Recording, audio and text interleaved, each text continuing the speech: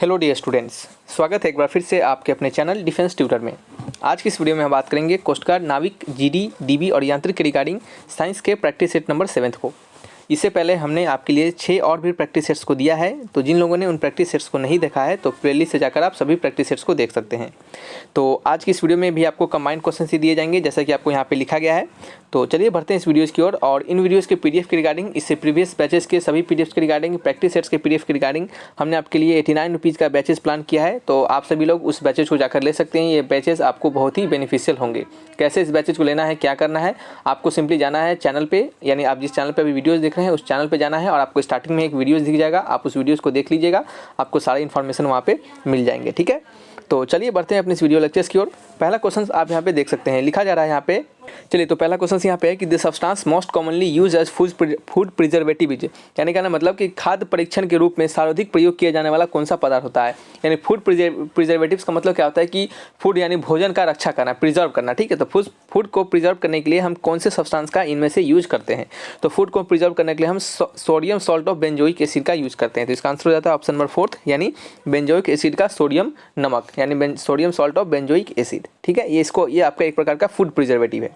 चलिए next question है आपका नंबर 2 क्वेश्चन। नंबर 2 क्वेश्चन लिखा जा रहा है कि कैटलिस्ट के बारे में दिया जा रहा है। क्या लिखा जा रहा है? कैटलिस्ट के बारे में, यानी catalyst is a substance which, यानी उत्प्रेरक एक पदार्थ है जो, देखिए कैटलिस्ट जो होता है, आपको थोड़ा सा इन्फॉर्मेशन दे दे कि कैटलिस्ट एक ऐसा पदार्थ होता है या फिर ऐसा केमिकल रिएक्शन होता है, फिर सब्सटेंस होता है जिसमें कि क्या होता है, आपके किसी भी सब्सटेंस को क्या करता है वो, कि या फिर कह सकते हैं किसी भी रिएक्शन को या तो वो इंक्रीज कर देता है उसके रेट को, या तो वो डिक्रीज कर देता है। ठीक है, यानी कहने मतलब कैटलिस्ट एक ऐसा सब्सटेंस होता है जिसका अगर हम किसी केमिकल रिएक्शन में अगर डाल दे तो वो उस केमिकल रिएक्शन को इंक्रीज भी कर सकता है और डिक्रीज भी कर सकता है। जैसे आपने छोड़िए, आप 11-12 के अगर लेवल पे बात करते हैं केमिस्ट्री में, तो आपको कैटलिस्ट के बारे में वहाँ पे और चीज़ जानने थे कि कैटलिस्ट बहुत तरह के होते हैं। एक इनहिबिटर होता है और एक और होता है जिसमें कि क्या होते हैं, आप एक का काम इंक्रीज करना है और दूसरे का काम है डिक्रीज करना। तो इस क्वेश्चन में आपको लिखा जा रहा है कि कैटलिस्ट एक ऐसा सब्सटेंस है जो कि, ऑप्शन में पढ़िएगा, लिखा जा रहा है पहला ऑप्शन की increase the rate of reaction, दूसरा है decrease the rate of reaction, तीसरा has no action on the rate of reaction और चौथा है नॉन ऑफ दीज। तो इसका आंसर होगा नॉन ऑफ दीज। अब नॉन ऑफ दीज क्यों होगा? तो इसका नॉन ऑफ दीज इसलिए होगा क्योंकि जो आपके कैटलिस्ट होते हैं उनका क्या काम होता है, हमने आपको बताया है तुरंत अभी, उनका काम होता है इंक्रीज और डिक्रीज दोनों का क्या होते हैं, वो दोनों काम करते हैं, बढ़ाते भी है और घटाते भी है। ठीक है, रेट ऑफ रिएक्शन को। तो यहाँ पे कोई ऐसा ऑप्शन नहीं है जिसमें कि इंक्रीज और डिक्रीज दोनों के बारे में कहा जा रहा है। यहाँ पे सिर्फ सिंगल ऑप्शन, या तो इंक्रीज है या तो डिक्रीज है। तो इसका आंसर हो जाता है नॉन ऑफ दीज। ठीक है, नेक्स्ट आपका है नंबर 3 क्वेश्चन। क्या है? नंबर 3 में लिखा जा रहा है कि which of the following gases is most toxic. देखिए टॉक्सिक मतलब क्या होता है कि विशालकाय, या फिर कह सकते हैं कि जो क्या हो, जहरीला हो। टॉक्सिक मतलब जहरीला हो। ठीक है, तो इनमें से कौन सा गैस है जो है वो क्या है आपका मोस्ट टॉक्सिक है, यानी बहुत ज़्यादा जहरीला है। ठीक है, तो कार्बन मोनोऑक्साइड के बारे में आपने सुना होगा। कार्बन मोनोऑक्साइड, कार्बन को हम सी से लिखते हैं और मोनोऑक्साइड को हम ओ से लिखते हैं, यानी सिंगल ऑक्सीजन वाला। तो CO क्या है? कार्बन मोनोऑक्साइड होता है और ये क्या होता है, बहुत ही मोस्ट टॉक्सिक गैसेस होता है, यानी बहुत जहरीला गैस होता है। ठीक है, नेक्स्ट क्वेश्चन की ओर बढ़ जाते हैं। नंबर है आपका 4 क्वेश्चन का। नंबर 4 में लिखा जा रहा है आपका, चलिए नेक्स्ट क्वेश्चन आपका है नंबर 4 में कि सावर मिल्क कंटेन्स SOUR। ठीक है, खट्टा दूध क्या रखता है, खट्टा दूध क्या कंटेन करता है। ठीक है, तो खट्टा दूध जो होता है वो आपका लैक्टिक एसिड को कंटेन करता है। तो इसका आंसर हो जाता है ऑप्शन नंबर 4। आपको बता दें कि लैक्टिक एसिड जो होता है, क्या होता है, लैक्टिक एसिड जो होता है इसे हम क्या कहते हैं, इसे हम मिल्क एसिड के नाम से भी जानते हैं। क्या कहते हैं? Milk acid. लैक्टिक एसिड को हम मिल्क एसिड के नाम से भी जानते हैं। और खट्टे दूध में क्या होता है हमारा, तो खट्टे दूध में हमारा लैक्टिक एसिड होता है। ठीक है, नेक्स्ट क्वेश्चन आपका है नंबर 5 क्वेश्चन। नंबर 5 में लिखा जा रहा है कि the acid used in lead storage cell is.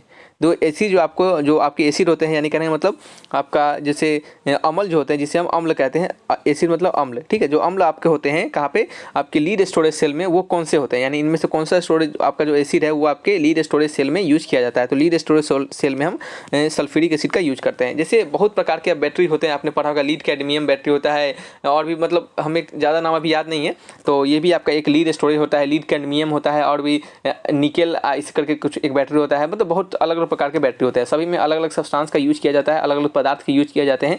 तो यहाँ पे हमारा क्वेश्चन है कि लीड स्टोरेज सेल में हम किस एसिड का यूज करते हैं, किस अम्ल का यूज करते हैं, तो हम उसमें सल्फ्यूरिक अम्ल का यूज करते हैं। ठीक है, तो नेक्स्ट आपका है नंबर 6 क्वेश्चन। नंबर 6 में आपका है alum stops bleeding in minor cut because of, यानी आपके जो फिटकिरी होते हैं वो छोटे छोटे कट लगता है। जब दाढ़ी बनवाने जाते होंगे तो वहाँ पे जो फिटकिरी होता होगा उसमें अगर आपको पता होगा कि देखते होंगे किसी का अगर कट जाता है तो वो आपका फिटकिरी उस पर लगाता है। तो इस छोटे छोटे कट के लिए हम फिटकिरी का क्यों यूज करते हैं, आपका यह क्वेश्चन है। तो फिटकरी जो क्या करता है वो आपके ब्लड को क्या करता है, कोगुलेट कर देता है, यानी क्या करता है, ब्लड को कोगुलेट करता है, यानी ब्लड को इकट्ठा करता है, जिससे कि क्या होता है, हमारा ब्लीडिंग बंद हो जाता है। ठीक है, तो फिटकरी का इतना ही काम होता है। तो किस में काम होता है, तो ये आपका कोगुलेशन में काम करता है। तो इसका आंसर हो जाता है आपका option number 4 is the right answer, यानी जमावट, यानी क्या करता है, वो ब्लड को कोगुलेट कर देता है, यानी जमा देता है। ठीक है, क्या करता है, जमा देता है। ठीक है, आपने सीखा होगा क्लॉट्स के बारे में। क्लॉट क्या होता है, जो क्लॉट मतलब जानते होंगे किसी का इकट्ठा होना। ठीक है, इकट्ठा होना, उसी प्रकार से ब्लड को क्या करता है, वो क्लॉट कर देता है। नेक्स्ट आपका है नंबर 7 क्वेश्चन। नंबर 7 क्वेश्चन में आपका plaster of Paris is made by partial dehydration of. Plaster of Paris जो होता है वो आपके पार्शियल डिहाइड्रेशन से, पार्शियल यानी पार्शियल मतलब समझते, जैसे एक फुल्ली होता है, एक पार्शियली होता है। पार्शियली मतलब अर्थ आप समझ सकते हैं कि आधा। ठीक है, और डिहाइड्रेशन मतलब क्या करना, आपके जल को हटाना, क्या होना, जल को हटाना। जैसे आपने सुना होगा कि बहुत लोग अगर कहीं पे बर्फीला एरिया में या फिर ऐसे जगह चले जाते हैं जहाँ पानी की कमी हो जाती है, तो पानी की कमी से में डिहाइड्रेशन की परेशानी हो जाती है, यानी डिहाइड्रेशन की प्रॉब्लम हो जाती है। यानी डिहाइड्रेशन मतलब पानी का कमी होना। तो पार्शियल डिहाइड्रेशन करने में क्या होता है, हमारा प्लास्टर ऑफ पेरिस को अगर पार्शियल डिहाइड्रेशन करते हैं तो इनमें से हम किसका यूज करते हैं। ठीक है, तो उसमें हम किसका यूज करते हैं, तो जिप्सम सॉल्ट का यूज करते हैं। क्या करते हैं, जिप्सम नमक का। तो आंसर हो जाता है इसका option number 2 is the correct answer. ठीक है, चलिए नेक्स्ट आपका क्वेश्चन है नंबर 8 क्वेश्चन। नंबर 8 क्वेश्चन में है कि water can be separated from alcohol water mixture by. ये देखिए, पानी और शराब क्या होता है, अल्कोहल यानी दारू, शराब। ठीक है, तो इसके मिक्सचर को हम किस तरीके से हम सेपरेट करते हैं। जैसे मान लेते हैं कि एक हमारा वाटर है और इसमें क्या करते हैं, हम अल्कोहल को मिला देते हैं। तो इस मिक्सचर को हम सेपरेट कैसे करेंगे, तो इसमें मिक्सचर को हम सेपरेट कर सकते हैं डिस्टिलेशन प्रोसेस से। किसे, डिस्टिलेशन प्रोसेस से। आपको थोड़ा सा इन्फॉर्मेशन दे दें कि डिस्टिलेशन एक ऐसा प्रोसेस होता है जिसमें कि आपके किसी भी सब्सटेंस को हटाया जाता है, यानी सेपरेट किया जाता है ड्यू टू उनके बॉइलिंग पॉइंट में डिफरेंस होने के कारण। यानी कहना मतलब हम वाटर और अल्कोहल को सेपरेट कर पाते हैं क्योंकि उनके बॉइलिंग पॉइंट में डिफरेंस होता है। और बॉइलिंग पॉइंट में डिफरेंस होता है तो हम क्या करेंगे, जैसे ही उसको हीट करते हैं तो किसी का बॉइलिंग पॉइंट कुछ है, किसी का बॉइलिंग पॉइंट कुछ है। ठीक है, तो क्या होता है, जिसका ज़्यादा वाला बॉइलिंग पॉइंट है वो क्या होता है आपका, मान लीजिए जिसका कम वाला बॉइलिंग पॉइंट होगा, किसी का ज़्यादा वाला बॉइलिंग पॉइंट होगा, तो जैसे जैसे उसका बॉइलिंग पॉइंट अचीव होता जाएगा, एक का मान लीजिए 80 होगा, दूसरे का 100 होगा, तो क्या होगा, 80 वाला हट जाएगा पहले और फिर क्या होगा, बाद में 100 वाला भी उड़ जाएगा। ठीक है, तो इस तरह से क्या होगा, दोनों आपस में सेपरेट हो जाएंगे। तो इसी डिस्टिलेशन प्रोसेस से हमारा वाटर और अल्कोहल को सेपरेट किया जाता है। तो इसका आंसर हो जाता है option number 3 is the right answer.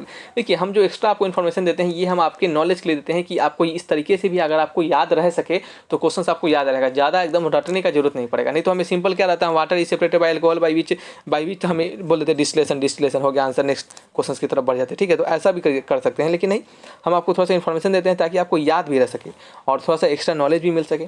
ठीक है, चलिए नेक्स्ट आपका है नंबर 9 क्वेश्चन। और नंबर 9 क्वेश्चन में क्या है कि मिल्क शुगर इज। ठीक है, मिल्क शुगर जो होता है वो क्या होता है, तो मिल्क शुगर जो होता है वो क्या होता है आपका, लैक्टोज होता है। क्या होता है, लैक्टोज होता है। तो इसका आंसर हो जाएगा आपका option number 1 is the right answer. ठीक है, ठीक है, और आपको बता दें कि ये जो लैक्टोज होता है, ठीक है, इसको हम क्या कहते हैं, इसको हम डाइसैकेराइड शुगर के नाम से भी जानते हैं।